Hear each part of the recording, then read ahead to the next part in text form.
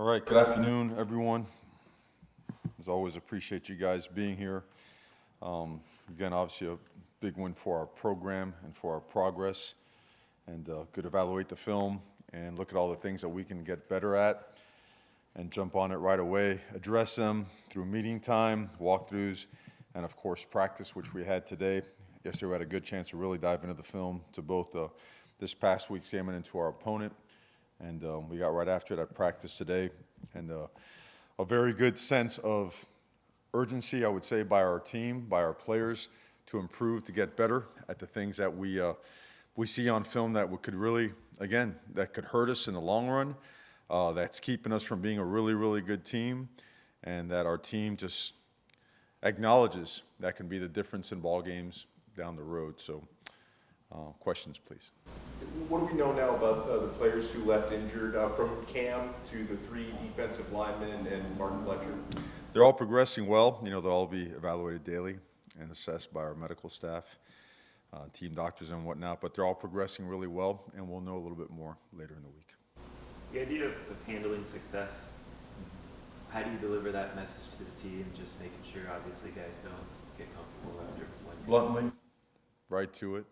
You know, let's call it what it is. The same praise that they're getting now is coming from the same, sources that were throwing dirt on them before. So, praise and criticism, they're just, those things aren't there at 4:30 in the morning when you're up and you're working and whatnot, and they should never be part of the process when things get better or things don't go as planned. So we've made a very conscious decision to just be internally motivated and to get up and have an appetite to just get better, right? To be the best that we can be at what we do. And that's everybody. So, and that's easier said than done.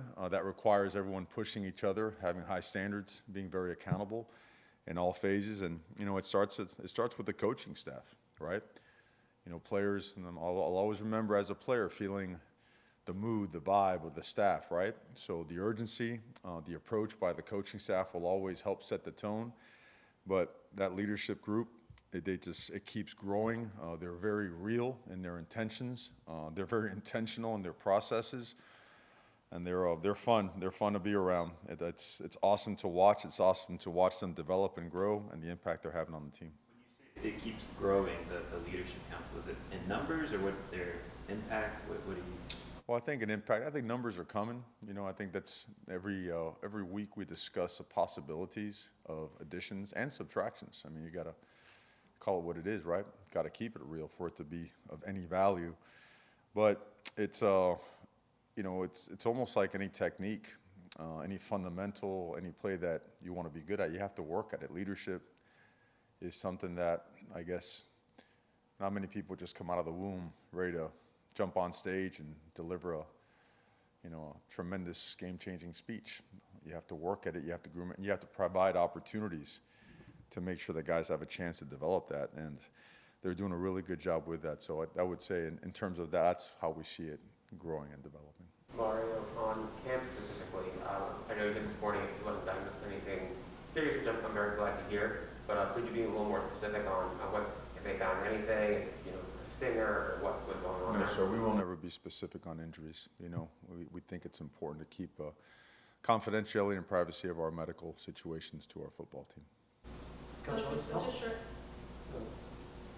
a short week, what are you focusing on with the team, knowing that the game's on Thursday? Are you more, how do you fix some of the issues that you had from Saturday to be able to put that on the field for Thursday against an opponent like the Zoom? Sure. Well, we go right at it. Today we were practicing. We practice hard. Heck, the NFL has a Sunday to Thursday turnaround, right? We get an extra day, so that's one way to look at it. I think it's all about, we made a decision that as the season goes on, we're just going to keep getting better and better and better, which means that we're going to have to push.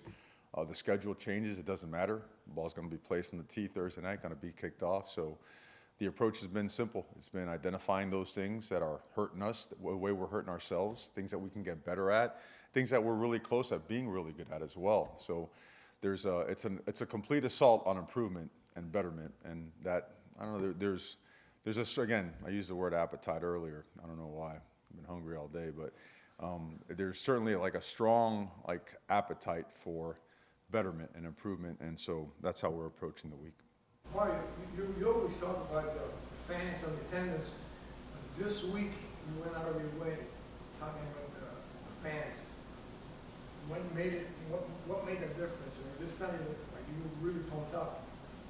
That I was really pumped up. I mean, they were awesome. You know, they were awesome. They impacted the game. Miami's Miami. When Miami goes off, we all know it's different. Everybody knows that. The whole country knows that. And we felt it. The players felt it. And and we need that, and we want that, right? There's always a big part about being a Miami Hurricane. When the city comes, the community comes and brings it like they do, it does. It affects the opponent, you know, and it brings a juice and a vibe that's, again, it's hard to match. Mario, what are the challenges of playing such a physical game against A&M on Saturday and then coming into a short week this week? The challenges, that it's a short week and you're constricted time-wise. You know, you want to make sure that, I mean, you set standards for a reason, and you hold yourself to those standards, whether you have a short amount of time, whether you have injuries, whatever it may be. We have a chance to play again, you know, 4 days, 5 days later in front of our fans over at Hard Rock. I mean, it's nothing but positives, you know. And are some guys banged up? Maybe. We don't know yet. It's early, but are guys going to have to step in and play at a high level? Absolutely, right? And I think the best opportunity about this week is that guys are continuing to earn or not earn opportunities to play, right? Everybody wants to play, and we're playing a lot of guys. We're playing a lot of guys, not only freshmen at all levels. And, you know, playing time around here is going to be earned. You got to be trusted. You can't negotiate yourself into playing more. You can't have people try to call for you and try to rationalize why you should play more. We don't do that. Playing time is earned and it's respected, and the film doesn't lie. And because of that, you know, we keep competition very open, and we push it in all phases, from special teams and offense and defense, every phase of every part of it. And what's happening, you'll see the guys that really want to play develop more and push harder. And maybe some guys that weren't sure of what they need to do to play, it's made crystal clear for them that they got to earn it, that it's not going to be just handed over, you know. And that, I think, is going to help our team continually get better. Is there anything you do, is there anything you do differently in terms of like recovery time and changing practice schedule or anything to kind of prepare for a short week like this? We do. You know, we have our sports science people. They're awesome. You know, they got all those computers. You see all these wires sticking out of our guys, right? All these bands and all that, you know. And it's really good stuff. It's awesome. I mean, I know I forget what level of military use it's at, but it's high. It's awesome stuff. And we use it, you know, and we also use our eyes because that's important too. And you use common logic. Yeah, you go hard, but you're going to be smart too, right? We just had a very, very physical game. And we intend on having another really physical game on Thursday. So between now and then, you can't do the same amount of stuff, but you could do and use the same processes and make it so that the load is equal to what it would be if we would play on a Thursday, which we do. Coach Guidry, We saw some social media of you dancing in the locker room. Is there a competition between you and Coach L, just being able to show that kind of different side of you with your team in the locker room and some of the players even showing how excited they were after that big win? Can you explain a little bit more? Yeah, I'm not very good at it. And I mean, back then, like, the Cabbage Patch was a cool thing. And now, like, they look at me like I'm an alien or whatnot, like their dance moves are better. So, no, I was really happy for them, and I'll tell you why, is these guys have been through a lot, they've done a lot, and Saturday validated a lot. It validated a lot of hard work, investment, time, some really challenging, regimented, demanding practices and workouts and sessions and an off season that, look, if you got to trust it and let it play out in the result, or it makes you buckle and you don't believe in it and maybe you don't play as well. And so when they have the result like that, albeit, you know, some of the mistakes that we had, it validates a lot. I was really happy to see our team, our players, have success and the way they support each other. One of the best things I saw on Saturday was offensive players encouraging defensive players and the vice versa, and special teams being encouraged after our miscues early on. And I just saw a team that was happy for its it's brothers, it's guys happy for their teammates making plays and wanting to do more. And it shows on film. You see a guy catch a ball over here and, 50 guys going crazy on this side. You see a great block and a great tackle over here in the sideline going bananas. So that's infectious, contagious, and it's powerful. So that's why I was happy. But no, I don't dance. Guidry has brought an aggressive attacking style to the defense. I'm curious on your thoughts if you feel like that helps, that style eliminate some hesitancy or overthinking on that side of the ball, just allows guys to play fast. Yeah, he's a real one. Watch him coach. I know, well, you guys aren't out there for the practices, but yeah, that guy from the front to the back, every position, every detail, the eye discipline that comes with it. He has a knack for seeing the game and the game is slow for him. Like he dissects it really, really well. He understands players inside and out. He understands the importance of this. And because he's real, he connects very well. And his energy he's got some juice now. I knew it, I had to go against him a couple times way back. And I always thought he was the best one, always did. And so we're very fortunate to have him. His impact has been massive. Coach, just how much, ammo does this win give you guys from a recruiting standpoint, just being able to go out there and just, kind of got it done on the field, won a big game? Right. What does that do, just for your ability to go out there and get things? Well, I think it's kind of like for the players, the validation of the hard work. I think for, recruits that were in wait and see mode, well, they got to see a big step. And so that what we have been talking about in terms of building and getting better and taking steps, that the progress, is real.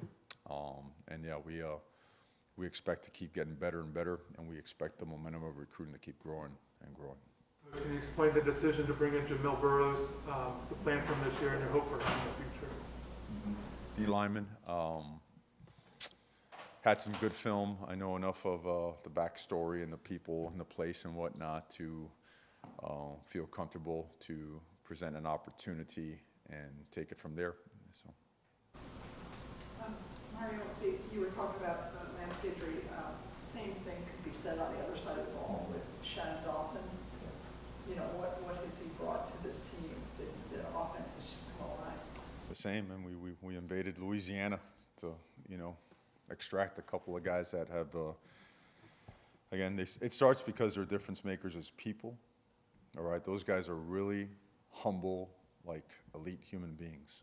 So naturally, if you are that and you have such a high level knowledge, acumen, that's a powerful combination. So our players trust them.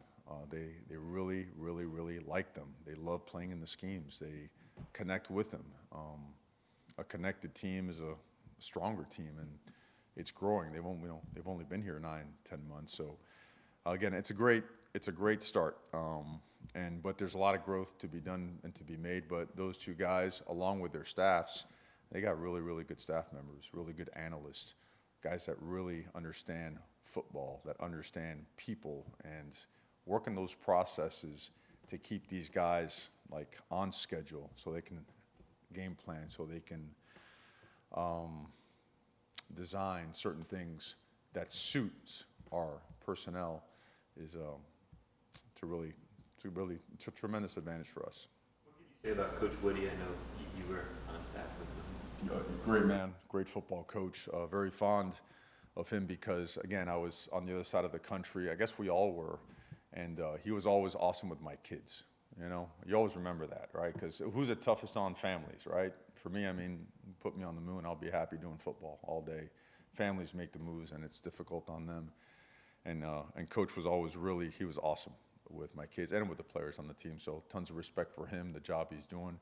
He's got a good football team, very athletic, very fast, and looking forward to a great opportunity on Thursday. A couple more questions. Mario, would you like to get a lot of, I heard what you just said about players to, earn playing time, but this game, ISS in particular, would you like to get as many guys in as you can? I would never answer a question like that. I think that's disrespectful to football and to other teams. We're looking forward to a great opportunity on Thursday. Talk a little bit about Bethune-Cookman. what you're Well, seeing? just like we said, we think that they're faster, and their quarterback's completion percentage, he's throwing passes and completing them at a high clip. We see speed, disruptiveness up front on the defensive line. They jump into the odd front, 4 down. They bring pressure, and they bring it from all sorts of places. They bring it from, the edges internally. They're really athletic on the edges, and they force a lot of bad plays. I mean, one was a tip ball for a touchdown that was returned by the same player that tipped it. The other one should have been a touchdown as well, was called back. They're thick in the interior. Their linebackers run really well. Impressive about their secondary. They play man, and they play man very effectively. And then on offense, just really fast. Just a lot of guys that run well, so they stretch you horizontally, they stretch you vertically. Again, we talked about the quarterback. They have actually 2 dangerous returners in the kicking game. So, today was a great day of preparation because, we got in the film yesterday and took a pretty good dive into them. Today we took a deeper dive into the scheme, and, our guys realized, hey, we have to be at our best every time we set foot on the field because every team has really good players, and we're looking forward to playing against these guys. Laura, obviously Tyler had a fantastic game on Saturday. Going back and watching film, is there anything that maybe stood out that wasn't like obvious on Saturday? Man, he was just so decisive. I mean, that ball was out. The field, he just read it so quickly, and his throws were, as accurate as you can have them be. He negotiated. You saw the throws that he had to negotiate and get out in a manner where the ball wouldn't get batted. He avoided negative plays as well. Gave the guys a chance to make a play, even when there wasn't much pressure. Credit to the guys up front. But when there was, he got it out to the right person in the right spot. Put us in the right runs as well when he had an opportunity to do so. Even though we had a pass called, he did a phenomenal job. He deserves those honors that he got this week. And again, we do feel he's just scratching the surface. He was comfortable, he was excited, and a confident, urgent, on point, just energetic Tyler Van Dyke is, he's one of a kind. So we're super happy for him and for the team's success. Mario, how much emphasis are you putting this week on special teams? I know there was. Yeah, we were bad. We were really bad, and we have to take that, right between the eyes as coaches, because getting up front and having a microphone and saying, well, it was it shouldn't have happened. Yeah, it shouldn't have happened, but we got to coach it better. We got to execute it better. That first block was, that's about as bad as it gets from an execution standpoint, and on stuff that we got to teach routine better. If routine got us beat, well, then you know what? It's on us. We got to teach it better and coach it better. Muffin, that particular punt is inexcusable. So we got to teach it better, rep it better, coach it better. But also, you know what? If we would have blocked it better up front and held up the coverage team, we might get that ball back. So again, I don't know if it was nervous energy that got us early. I put it all on me. I just need to do a better job to get us on point in that particular phase because we have been good on special teams. We have been really, really good, and we didn't. We didn't do it in a couple different areas on Saturday, so we got to fix it. Thank you very much. Okay. Thank you, guys. Appreciate you.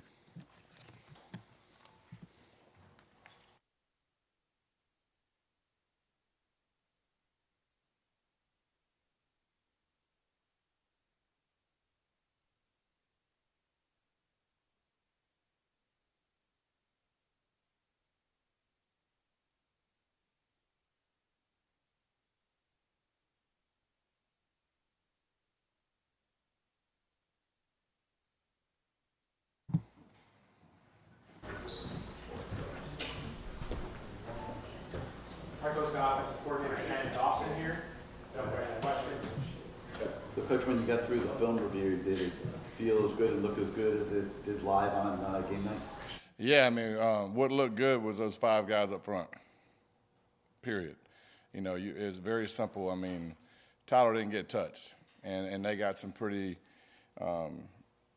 talented guys rushing the quarterback. That's evident. But he sat back there and had all day, unimpeded. Man, it was awesome to watch those guys protect. Coach, I just asked Mario kind of the same thing, but going back and watching film, what are some things that weren't obvious about Tyler's performance? Obviously, you played very well, but anything What was not obvious about what? that you maybe didn't see on Saturday that watching film stood out? I just thought he had he had a clear command of where everybody was. I mean, his timing, the ball going to the right guy, it just felt like he was in complete control of everything, and part of that too is what I alluded to first is, those guys up front, in my how many ever years of coaching versus a opponent like that, that's as good as I've seen in pass protection. I mean, it was unbelievable. And so part of it was that. And the other part was obviously he did have a good, his vision of the game was on point, and he had guys making plays. You got to have guys. A quarterback's a very dependent position, right? And so you need 10 guys around you doing their job for you to do yours, and those 10 guys were there for him. So you talked before the season about wide receivers emerging and figuring out who your dudes are. Probably safe to say you got a little bit of a better idea now. Yeah, I mean, it's what I've seen every day, to be quite honest with you. I mean, I can't sit up here and tell you, stuff that hasn't happened in games because you're going to look at me crazy, right? But those guys have been making plays every day, and their confidence showed Saturday. And they just needed to do it in a game, in a big game, and so, what they did Saturday is what I see every day, and those guys are consistent. They're making plays down the field. Eventually, we was going to put it together and have a game like that. And so, it just takes some time. Experience is what it is. But, now their confidence is high, and they'll play with high confidence. Also, your view on the red zone execution, because you talked last week about going 50-50 week one and touchdowns and field goals. I think it was 3 touchdowns, 1 field goal this time around. 75%. That's the mark. You're trying to score 75% touchdowns when you get down there. So I mean, we did better. It could have been 100%. We dropped the touchdown, the post route that ended up being a field goal after the turnover. That was disappointing because it was such a short field. I mean, defense gives us a turnover. We get it at the 30-yard line. We run a play. We don't get anything. We throw a post. It's open. It goes through his hands. And then we have to settle for a field goal. So that was disappointing, but it didn't really hurt us in the long run. I wanted to ask about going against Lance Guidry and his defense and scrimmages. Just number one, how does that help, like all his exotic looks and aggressive looks? How does that help your offense prepare? And also number two, just what type of problems does that aggressive approach present for offense? Well, I mean, I've been a lot of places where it's very vanilla, and that, kind of lulls you to sleep at times. But, going against him every day is you got to be ready for everything. In pass protection, I talked about the big guys. I mean, our running backs did an unbelievable job Saturday in pass protection, unbelievable. And so when you go against Guidry, those points change, and so those guys, it's very complicated going against him. And you could see, if you watch that game on both sides, their quarterback's getting peppered. Our quarterback's not getting peppered. And so that is the difference in the game, in my opinion. That wears over time. And so, Coach Guidry does an unbelievable job of getting to the quarterback and getting to him clean. That's a whole different story, right? There's a difference between getting there and getting your hands on him and getting there clean and whacking him, That quarterback was getting peppered. What does it mean, I don't know if you've ever had this before, but to have a head coach whose area of interest, influence, whatever you want to call it, on a daily basis is the offensive line. And for those guys, as a result of that probably, or a direct result, brought together from all different areas and different ways this early in the season are performing at the level you're talking about. I mean, look, I don't know what to say about those guys, to be honest with you. They've gelled quick, and it is a new group. Coach Mario does an unbelievable job with those guys. But, they're well-trained, well-coached. They're smart kids. Their capacity's high. They're big bodies, and they move people. They put their hands on you, and you're done. I mean, it's just, they're a talented group, and they're well-coached. And the reason we can do creative things on offense is because of those 5 guys. If you don't have that, then you're gonna get simple really quick. But when you got 5 guys like we have up front, I mean, I feel comfortable doing whatever because I can go empty. I can do whatever I want to do and feel certain that those 5 guys are going to do their job, and that is a good feeling. And Mario's influence there, how impactful do you find? I think it's extremely empowering. I mean, look at his wealth of knowledge, right? And so, and I think him and Coach Mario have known each other for what, since 6 years old? I forget what they say.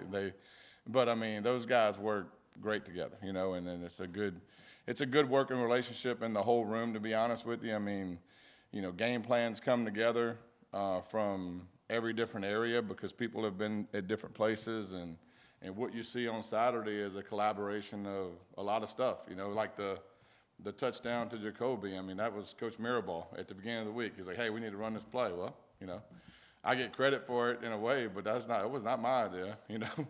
And so that's all him. And so it's a process of just putting everything together and putting it on the field. But having those guys up front allows you to be creative. Coach, I was actually going to ask you about that play to pass. Can you explain more about that? Not everybody maybe would have thrown the ball at that time, but and especially to the outside. Can you explain maybe? You talking about the one to Jacoby? Yeah. Yeah. On the touchdown. Oh, you're talking about the vertical. Oh, that was easy. Yeah, I mean, I'm going to keep attacking. I mean, that was an easy one because of the time left in the game. You know, when you get conservative, you get beat, you know, and so we're not going to do that. I mean, that's just not how I was raised coaching. That's not how Coach Cristobal wants to be. And so we were going to keep attacking, and if they gave us a chance and they pressed us, we were going vertical. And so that was easy. You know, I trust that they can make that throw in that situation, and they did. The one you were talking about with Mirabal, was that the first? Yeah, the one where he motioned and went back. You know, that's a very interesting play, right? And so, Coach, you were talking about possibly outside the offensive line at length. CC Manolas seems like he's had some growing pains through his first 2 games, a couple holds. How would you evaluate his first 2 games at the college level? how would I evaluate him?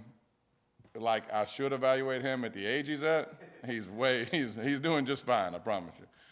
Kid's extremely talented. You know, to think that a freshman isn't going to have some growing pains, especially in games like that. I mean, to show up in just a couple plays, right? The kid's playing hard. He's an unbelievably great kid to be around, and we're blessed to have him, and he's going to play good football for a long time. What was your evaluation of how the run game played out during the course of that game? You know, I mean, I hear a lot about, you know, last week I heard that we couldn't throw the football, and, you know, I mean, like, it's like I forgot how to throw the football all of a sudden. And but I thought I have a different opinion in the run game this week. I thought we were very physical in the run game. You know, it was obvious that A&M came in wanting to stop us running the football, right? They had the #1 pass defense in America last year. They put all this emphasis, and we had a good game. Look, you know, you watch that film, there's safeties making the tackle, right? So what do you want as a coordinator? You want safeties making the tackle. You want to get the ball in the run game on safeties, which that tells you that the O-line's typically doing their job. The ball's on the safety, where the safeties were pretty tight to the line of scrimmage, you know? And so kind of flipped from the week before. And so when they're that tight, that means that the coverage is probably favorable, right? So I didn't think the run game was bad at all. I just thought that, you know, they put an emphasis to stop it. We were running the ball at times and getting it on the safety and getting 5 yards. And the safety's making a tackle at 5 or 6 yards. Well, that means the safety's feeling pretty quick. And so I thought we were very physical in the run game. After watching the film, it kind of verified that. We were knocking people around.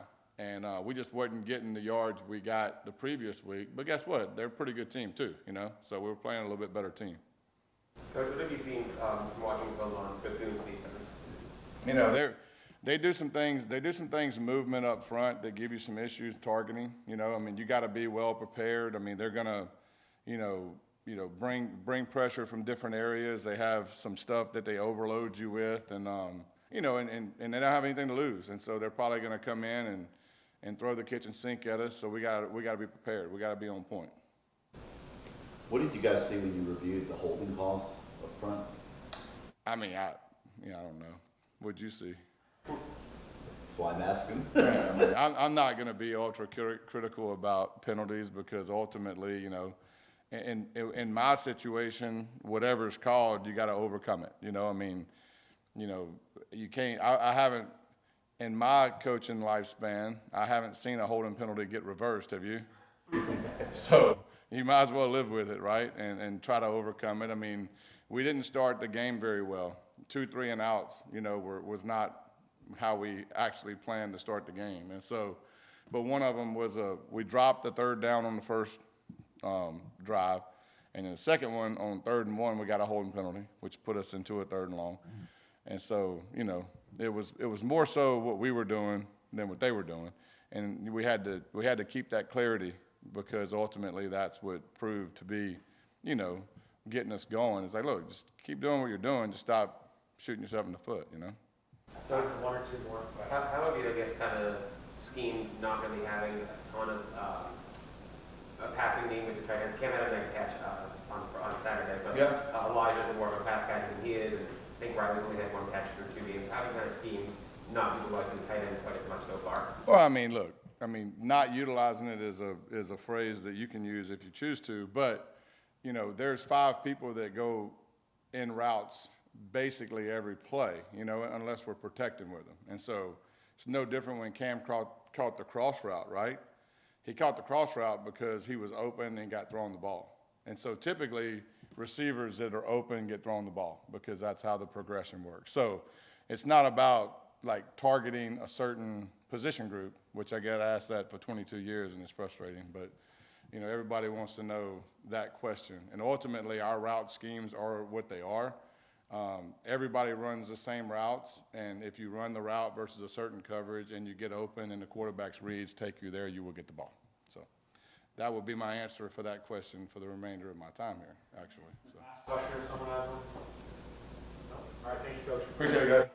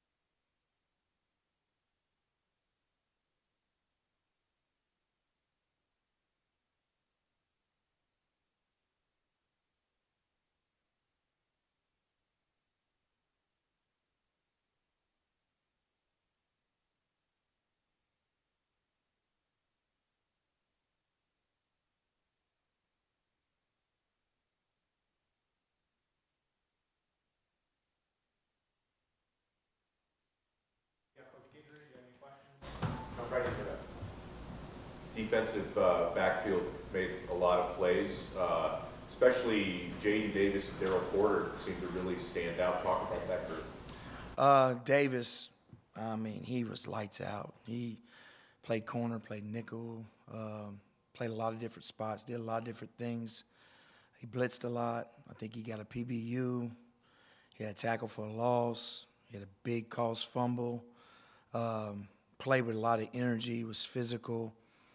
Porter held up, I think he only gave up like 1 key pass. He kind of undressed the safety a little bit on a corner route on the 3rd down. But those guys held up, and I was so proud of them because we played against some really good receivers, a really talented quarterback, which we pressured him a lot, but we had a hard time, sacking him, because he kept running away from us. But we felt like we eliminated some throws downfield by bringing pressure, so it allowed them to play a little bit better. How many hits did you get on? It was a bunch. I think they did a stat out of, the 50 drop back passes. It was something like 30 times.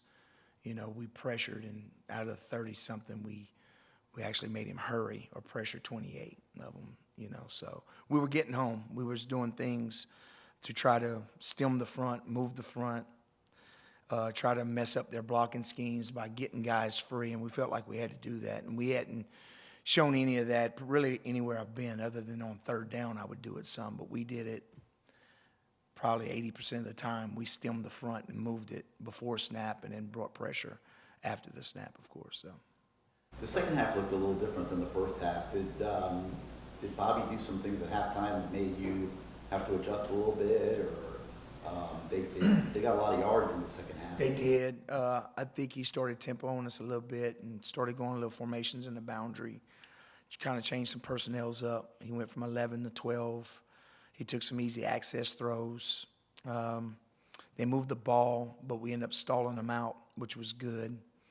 In the first half, we had some bad field position, so they got scores, but the yards didn't show it because they had short fields. So in the second half, they had more yards, but they stalled out, thank God. The key was we had a couple field goals, forced them to field goals, which was good, and we had a 2-point stop, which they snapped the ball on the ground, and we didn't try to simulate the snap count. James was trying to get the corner's attention, and he happened to clap a bunch of times, and they snapped the ball. It's just a part of football. I've been called for defensive delay of game for that before, with a kid not even trying to do it, but it is what it is. It's part of football, and we came out on the good end with that one. So you had to defend a lot during the course of the game. Did you walk out of the stadium feeling pretty good about the whole body of work? Whew. I felt like I'd been in a war, man. It was all the way to the end. I didn't really get to enjoy it. I like having the ball at the end of the game and taking a knee. I think if we make that stop that Kim, went down on, that was a 4th down, and we get the ball and we run out the clock and we take a knee, it'd probably been a lot more enjoyable. But we defended from the very first, play to the very end. So it was a long game, and you got some great offensive minds over there. Of course, Coach Petrino, Jimbo, and then they had a guy who coached at Tennessee, Chaney, was an analyst over there. So they had 3 Power 5 SEC offensive coordinators that we were going up against. Coach, I don't have the numbers in front of me, but it seems like you brought a lot of corner blitzes on Saturday. How effective do you think those were in disrupting their quarterback, who's still a pretty young QB? We got a couple of hits on them with it. We batted a ball. We got a couple of tackles behind line of scrimmage. We started getting into whenever the tight end was on the football. He wasn't off the football, flexed out. They were running the ball to the tight end side, especially when the quarterback was under in pistol. So we started blitzing from the tight end side, and it happened to be into the boundary. So we got a couple hits on it, and it's just a part of some things that we do schematically, and I thought the kids executed it really well. Coach, with Branson Dean and Akeem Mesidor coming out last game, how do you think the line did without them, and who stood out to you in that situation? You never planned for anything like that. Thank God we had a plan that we were going to pressure and move the front and allow the guys that came in that were a little smaller and inexperienced to be able to get after it a little bit and play a little reckless and carefree. So I thought Bain played really good. He got held probably 2-3 times where he got sacks that we didn't get a call. There's just some multiple guys, it's a lot of guys ran to the football. We didn't grade out great up front. We had some MAs, but they played extremely hard, which was good. So. Your aggressive approach, is a benefit of that approach that it eliminates some hesitancy and maybe some overthinking on the back end in particular? I think you need to pressure and do things to mix things up. If we were big up front and we were stout and they couldn't block us up front, I probably wouldn't pressure as much, But when you're athletic and you're a little thin, then you have to do those things. And my background, I've always been smaller than the opponents we play. FCS days, we would play money games against South Florida, Nebraska, and we would always move the front and stem. We always played good against the run. And my days at Western Kentucky, Marshall, we've never been bigger than anybody, but we've always been athletic, and it kind of just fits the type of kids we have here, and I think they enjoy it. They enjoy creating havoc and getting, in the backfield. So is that just like an engagement thing, you think? Like it just keeps them engaged to be? It does. I think it does. Each week they want to know what we're going to do differently, especially early in the week when you show it to them, it kind of breaks the monotony of, just going through a regular practice. It's like, okay, what we got this week. They kind of know certain calls. Each one of them have a chance to get a play. Coach, I'm assuming you're with Cam likely out for a little bit. How do you feel about the reserve safety We'll mix it up. We'll have different guys playing the safety position. Right now, I can't say who's going to be the guy, but there'll be some corners that are rotating in at that safety as well. You know, a guy like Jaden Davis, he can play any position. You just plug and play him. And TC's another guy like that too, Couch. Of course, Harris is the natural backup that would be going in. But we got different guys that can go in and play. They know the defense well enough. They have enough experience to where they can move to other positions. Are any of those young guys that you've got starting to pop a little bit? You ain't playing a game like this, you really don't pop them in a game. You know what I mean? It's kind of tough. You're playing. You just don't know. You know, you keep having them work against the good guys and on scout and one-on-ones, and things are starting to click. You'll start to see it, but when you see it, and usually when you start having injuries and guys have to be forced to play, is when you really see it. It's just hard to take a starter out and put a guy in with no experience in a game like the other night. It's just, you're going to go with the guys you feel good about and the guys that's been through some wars. So. On Saturday night, James really talked about the impact and the influential contagiousness that Cam has had on the entire defense from really the start of fall ball and the work ethic that he's been able to instill a lot. How inspiring has it been for you to be able to see that come to fruition every day with Cam? You know, Cam and James, especially this last week, they practiced the right way. Those guys make all the checks. Cam's always been an energy guy for us, the way he practices, the effort he puts into it mentally and physically. But last week, something clicked with James.